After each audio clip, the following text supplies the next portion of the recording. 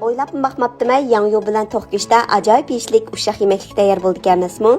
Buni qanday qatdimki, qinamiz birlikda günaylik.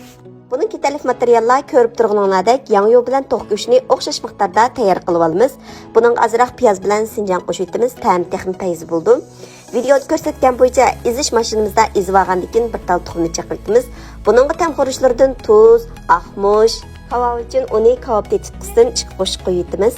Bunda qilgan vaqtimizda ta'miga tamkirib texim ajoyib bir mizlik tamosil bo'ldi. Endi buningga yarim piyol atrofida qunaq kraxmal silib tashkillashtirib olamiz. Yaxshi mazmunlardan vaqtida xabardor bo'laydisangiz bas surtimni besib qo'shib olishni unutib qolmang. Taom dars to'pimizga davomli o'quvchi qabul qilyapmiz.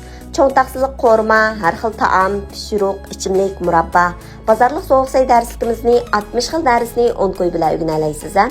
60 xil taom to'piq tizimlatmoqchi bo'lsangiz, Undidar Nazi 7733 ekran ustidagi nomer shu. Videodagi quyuq qalat ketganda behodayning ichiga silib, har xil shakllarni chiqarib, patnis qo'yib, qovshang silib 200 gradusda 15 minut pishirib olsanglar bo'ldi.